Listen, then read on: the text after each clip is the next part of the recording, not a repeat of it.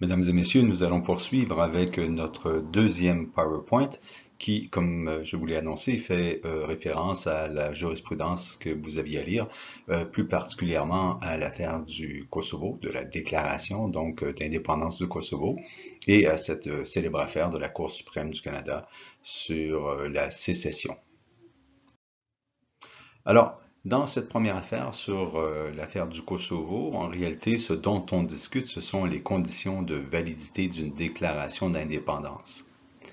Comme j'ai eu l'occasion de vous le dire en classe, la base juridique de cette affaire est une question qui a été posée par l'Assemblée générale de l'ONU à la Cour internationale de justice, dans laquelle elle a demandé quelle était la valeur de la déclaration d'indépendance du Kosovo. Malheureusement, la question a été posée d'une façon fort limitative. On a uniquement demandé quelle était la valeur de la déclaration d'indépendance et on n'a pas demandé donc quels étaient les effets par la suite, ce qu'il advenait. Y avait-il nécessité de négociation? Cela valait-il effectivement indépendance? Alors tout cela n'a pas été dit, mais on a quand même quelques indices avec ce qui a été dit dans la vidéo précédente, dans le PowerPoint précédent, excusez-moi, même s'il y a déclaration unilatérale en droit international. Donc, par la suite, ce que l'on va faire, c'est prendre acte de la situation. La déclaration comme telle ne fait pas naître un nouvel État. Alors, dans cette affaire, donc vous avez les références en bas de cet écran, j'ai reproduit donc de cette affaire quelques paragraphes qui nous donnent les principes de droit clés en ce qui concerne donc les déclarations d'indépendance. Souvenons-nous que cette affaire d'indépendance relative au Kosovo concerne la déclaration uniquement d'indépendance. Alors, la Cour vous voyez, au paragraphe 79, commence avec un peu d'histoire ici, où elle va nous parler des nombreuses déclarations d'indépendance au cours des 18e, 19e et 20e siècles, donc qui naturellement peuvent soulever l'ire de certains États, hein, c'est ce on en avait déjà parlé. Donc certaines d'entre elles ont conduit à la création de nouveaux États, nous dit-elle. Donc ce qui veut certainement signifier que ce n'est pas parce qu'il y a une déclaration d'indépendance qu'elle est nécessairement indépendance par la suite. Je crois que nos amis en Espagne pourraient sans aucun doute en témoigner. Alors, ce qui est important, par contre, regardez, c'est ce qui est en gras. Dans son ensemble, toutefois, la pratique des États ne semble pas indiquer que la déclaration de l'indépendance ait jamais été considérée comme une transgression du droit international. Au contraire, il ressort clairement de la pratique étatique au cours de cette période que le droit international n'interdisait nullement les déclarations d'indépendance. Donc, une entité, que ce soit une entité fédérale ou autre, peut faire cette déclaration. Le droit international ne l'interdit pas.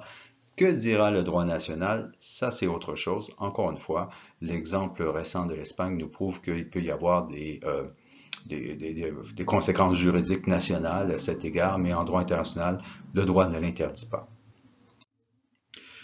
Donc, toujours dans cette affaire du Kosovo, vous voyez, la Cour rappelle que le principe de l'intégrité territoriale constitue un élément important de l'ordre juridique international. C'est ce dont on a parlé au départ. Donc, certes, non-interdiction de déclaration de l'indépendance, mais en même temps, le droit international tient à ce que les frontières actuelles soient stables et qu'elles ne bougent pas. Alors encore une fois, une espèce de choc entre les deux concepts. Un choc entre les deux concepts, nous le verrons lorsqu'on parlera de la jurisprudence de la Cour suprême du Canada. Ce n'est pas évident, mais il est certain que le droit international n'encourage pas la sécession et n'encourage pas la séparation des entités, de certaines entités des États-nations. Convaincus que tous les peuples ont un droit inaliénable à la pleine liberté et l'exercice de leur souveraineté, à l'intégrité de leur territoire national, souvenez-vous, nous avions vu ce texte, c'est issu de la déclaration sur l'octroi de l'indépendance aux pays et aux peuples coloniaux, et non pas de la jurisprudence, mais c'est ce qui, si vous voulez, c'est de la base juridique qui exprime ce que la Cour nous dit donc dans son arrêt. Alors, le Conseil de sécurité évidemment, peut être intéressée par des mouvements sécessionnistes, puisqu'après tout, cela peut mettre la paix et la sécurité dans une région de la planète à mal. Hein. C'est évident que dans certains cas, il pourrait y avoir de la violence qui serait utilisée, donc elle pourrait être intéressée, elle pourrait intervenir, elle pourrait adopter des résolutions. Dans cette affaire, dans ce paragraphe, dans cette diapo, vous voyez donc quelques cas où la Cour est intervenue, donc où elle a condamné certaines déclarations d'indépendance. Ce qui est important ici, ce qui est intéressant, c'est que la Cour a souligné que dans ce cas de figure, lorsque le Conseil de sécurité est intervenu jusqu'à maintenant, ce n'était pas à cause de la déclaration elle-même, puisque les entités qui prétendent qu'ils ont des velléités d'indépendance peuvent faire cette déclaration, mais c'est le contexte dans lequel le tout était arrivé, c'est-à-dire que si on accepte qu'il y ait déclaration d'indépendance, on n'accepte pas que le droit international soit par ailleurs violé. Et c'est là où le Conseil de sécurité pourrait intervenir. Et si on prend par exemple la situation de Chypre du Nord dont nous avons parlé à plusieurs reprises dans notre classe, ben, le Conseil de sécurité est justement intervenu en raison du contexte dans lequel donc les événements se sont déroulés avec l'intervention de l'armée turque, et c'est là où effectivement le Conseil de sécurité va considérer que ça viole les règles donc de non-utilisation de la violence là, donc, qui existent en droit international.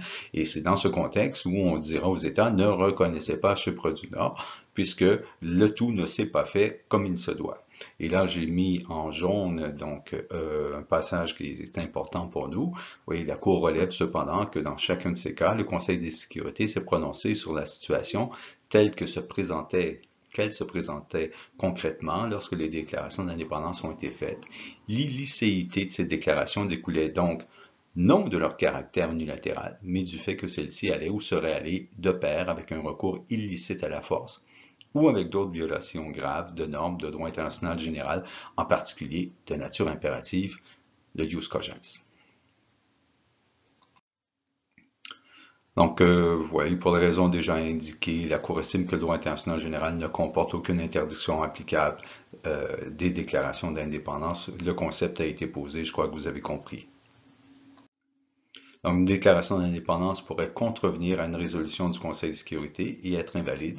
C'est ce qu'on vient de voir partiellement, mais dans cette affaire du Kosovo, c'était un peu plus complexe puisqu'il y avait une une résolution du Conseil de sécurité sur l'administration du Kosovo qui relevait d'une structure civile particulière avec un administrateur nommé par l'ONU qui, même s'il existait des organes étatiques, avait quand même un dernier mot à l'égard des décisions prises par ces organes. Donc, ici, on se questionnait, dans le fond, ces organes qui avaient été créés donc sous le contrôle, organes nationaux, kosovars, sous le contrôle de l'ONU, puisque les représentants ou les gens tout au moins qui composaient ces organes avaient adopté cette résolution déclarant l'indépendance du Kosovo, était-il possible que cette déclaration venant de ces individus pu être allé à l'encontre donc de la résolution du Conseil de sécurité et des pouvoirs qui avaient été attribués et à ces organes et aux représentants civils. Donc on comprend que éventuellement une déclaration d'indépendance pourrait contrevenir à une résolution du Conseil de sécurité et être invalide. Alors, on comprend le concept en ce qui concerne donc la déclaration comme telle. Mais qu'en est-il de la sécession elle-même? Alors, je prie de m'excuser, cette diapo n'est peut-être pas très claire, c'est du papier déchiré ici. Donc, pour illustrer cette question, qu'en est-il de la sécession? On se rappellera que la sécession, c'est lorsqu'il y a effectivement une volonté unilatérale qui est manifestée par l'entité qui voudrait avoir cette indépendance. Alors, on fait référence ici au renvoi relatif à la sécession du Québec qui a été jugé par la Cour suprême du Canada. Bon, il est certain qu'il eût été étonnant que la Cour suprême conclue à ce que chacune des provinces canadiennes puisse avoir son indépendance unilatéralement selon son bon vouloir. Hein. J'entends bien que la Cour suprême est un organe fédéral, mais ceci étant dit, n'en demeure pas moins que force est de constater que son analyse du droit international est tout à fait impeccable, et c'est ce qui fait que maintenant, cet arrêt dont on a quelques extraits devant nous, cet arrêt donc est cité régulièrement par des auteurs de doctrine ou dans d'autres jurisprudences. C'est un très bon arrêt, les concepts sont parfaits. Alors, là, une des premières choses, excusez-moi, que la Cour va nous rappeler, bien, vous le voyez, donc c'est l'existence du droit des peuples à disposer d'eux-mêmes, donc qui est un principe général du droit international. Donc la Cour établit ce concept puisqu'elle a conclu qu'il n'y avait pas droit en vertu de la Constitution canadienne. Se posait maintenant la question, oui, mais en vertu du droit international. Et elle dira, oui, c'est vrai, il y a le principe général du droit, donc qui est le droit des peuples à disposer d'eux-mêmes, qui avait été plaidé par ailleurs devant la Cour. Alors, toutefois, la Cour va nous dire, bien que le droit international régisse généralement la conduite des États-nations, excusez-moi, ça c'est autre chose, elle souligne, d'accord, la Cour, le fait que normalement, le droit international vise les États, mais il peut également viser d'autres entités, c'est ce qu'elle nous dit ici, et c'est ce que nous avions dit par ailleurs, c'est-à-dire que le droit international, donc, va s'intéresser au peuple et aux droits des peuples, à l'autodétermination, donc ça n'a rien d'extraordinaire. Alors, le droit international ne prévoit pas de droit de sécession unilatérale, mais il n'en nie pas explicitement l'existence. C'est ce que je vous ai dit plus tôt dans la vidéo. Il n'y a pas de droit à sécession, il n'y a pas de règle de droit qui régit tout cela. Pour nous, en droit international, on prend acte de la situation. Alors, il peut y avoir, il y a décolonisation. Éventuellement, nous le verrons, et la Cour le résume bien, peut-être pourrait-il y avoir sécession dans certains contextes, mais il n'y a pas un droit de faire sécession, donc on ne peut pas dire droit des peuples à disposer d'eux-mêmes égale droit pour une province, par exemple, de se séparer d'une entité fédérale. Alors ici, la Cour a tout à fait raison. Je poursuis avec le deuxième passage, donc, qui est en jaune. Le droit international attache une grande importance à l'intégrité territoriale des États-nations et, de manière générale, laisse le droit interne de l'État existant dont l'entité sécessionniste fait toujours partie décider de la création ou non d'un nouvel État. Stabilité des frontières et puis après ça, négociation. Maintenant, si dans la réalité l'État sécessionniste réussit effectivement à imposer sa structure, son organisation politique et son contrôle sur un territoire donné, à l'exception de l'ancien État, on finira par prendre acte de la situation et admettre qu'il y a effectivement un nouvel État. Donc, encore une fois, en droit international, le droit à l'autodétermination est censé être exercé par des peuples, et là c'est important, à l'intérieur d'États souverains existants, et conformément au principe du maintien de l'intégrité territoriale de ces États. Bon, on comprend là que ici ça commençait déjà à chauffer pour le Québec. On voyait bien s'en venir la conclusion suivant laquelle le Québec ne pouvait pas prétendre donc être une entité extérieure. Donc ce que nous dit la Cour, d'abord, donc pour nos peuples, souveraineté, mais à l'intérieur, donc droit à l'autodétermination, mais à l'intérieur des frontières des États existants. Alors, les sources reconnues du droit international établissent donc que le droit d'un peuple à disposer de lui-même est normalement réalisé par voie d'autodétermination interne dans l'État, ce dont la Cour vient de parler, à savoir la poursuite par ce peuple de son développement politique, économique, social et culturel dans le cadre d'un État existant. Le droit à l'autodétermination externe, donc la sécession, on se sépare, on quitte, ne n'est que dans des cas extrêmes dont les circonstances donc sont par ailleurs soigneusement définies, et c'est ce dont la Cour va parler dans les pages qui suivent. Alors, lorsqu'on va parler de ce droit externe, vous voyez ici, ce dont on fait référence, en fait, c'est à ces situations où un peuple ne réussit pas à donc avoir une influence sur son développement économique, social, culturel, sur le fait que toute décision est prise par une autre entité, par un autre peuple. Là, il y a effectivement une atteinte donc au droit de ce peuple à s'autodéterminer, mais à l'intérieur des frontières d'un État. Donc, vous voyez ici au paragraphe 128, immédiatement après avoir affirmé le droit d'un peuple à déterminer son statut politique et à poursuivre son développement économique, social et culturel, elle précise que ce droit ne doit pas être interprété comme autorisant ou encourageant toute mesure de nature à démembrer ou compromettre en totalité ou en partie l'intégrité territoriale ou l'unité politique d'États souverains et indépendants, respectueux du principe de l'égalité des droits et de l'autodétermination des peuples. La Cour ici insiste lourdement, vous le voyez bien, on ne doit pas faire éclater les frontières. Donc, elle précisera, parce qu'on pourrait considérer que finalement, il n'y a pas de droit des peuples à disposer d'eux-mêmes dans ce contexte, donc elle va préciser en disant qu'il n'y a pas nécessairement incompatibilité entre le maintien de l'intégrité territoriale d'États existants comme le Canada et le droit d'un peuple à disposer complètement de lui-même. Un État, et là, évidemment, vous voyez qu'elle met en place des critères pour rendre sa décision plus tard, là. Donc, un État dont le gouvernement représente dans l'égalité et sans discrimination l'ensemble du peuple ou des peuples résidant sur son territoire et qui respecte les principes de l'autodétermination dans ses arrangements internes, a droit, en vertu du droit international, à la protection de son intégrité territoriale. Or, le Canada est un État fédéral. Le Québec est une entité fédérée, donc souveraine dans ses domaines d'administration. Donc, la loi constitutionnelle de 1867 lui reconnaît les pouvoirs donc de prendre toute décision dans différents domaines qui relèvent donc de ses pouvoirs souverains. En plus de cela, il y a participation aux faits politiques fédérales. On voit bien que la Cour suprême ici s'apprêtait à nous dire que non, le Québec n'avait pas le droit de faire sécession.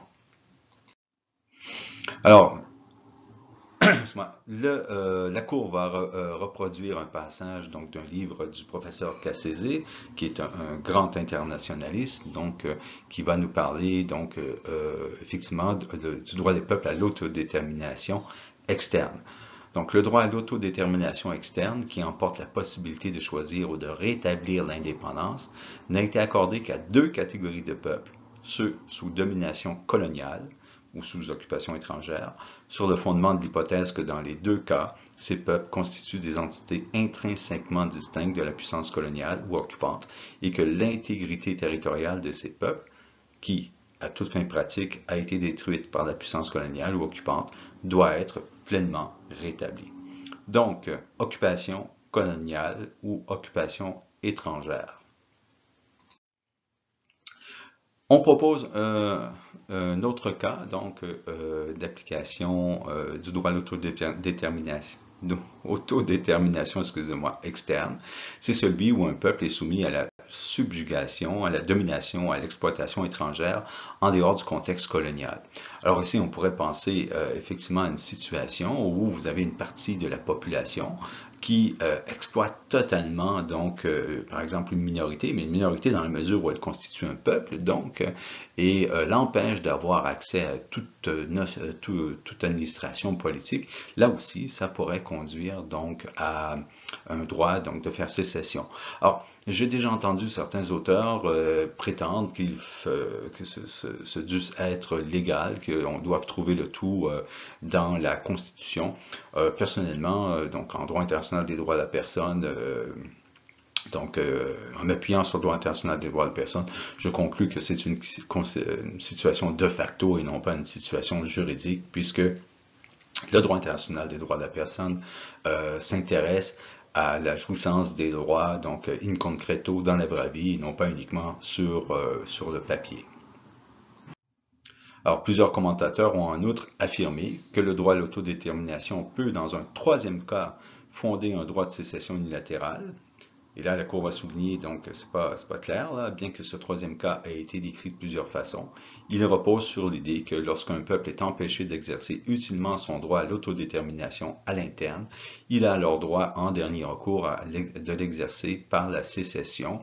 La Cour, c'est le paragraphe 134, comme vous le voyez ici. Au paragraphe 135, la Cour va nous dire « Oui, mais ça n'a pas été prouvé. Bon, ça a été proposé par des plaideurs devant la Cour lors de l'audience, mais on ne trouve pas de principe ou de preuve que ce principe s'applique véritablement. » C'est somme toute, de toute façon, une autre façon, si vous voulez, d'expliquer ce que nous avons déjà vu dans les deux autres principes, c'est-à-dire que le peuple ne réussit pas dans le pays à faire valoir ses droits, à s'autodéterminer, et là, il y aurait donc le droit à la sécession. Ben, si ce peuple ne réussit pas à le faire, s'il est empêché, c'est probablement qu'il y a une partie de la population qui l'empêche de le faire, donc de l'État-nation, et on tombe un peu dans le deuxième cas de figure. Donc, on a cette autre forme d'expression, mais pour l'instant, c'est une proposition qui a été faite par les plaideurs. Il est loin d'être évident que cela se manifeste vraiment. Donc, elle va résumer, et nous allons terminer là-dessus. Donc, le droit à l'autodétermination en droit international donne tout au plus ouverture au droit à l'autodétermination externe dans le cas des anciennes colonies. Ce n'était tout de même pas le cas du Québec dans le Canada.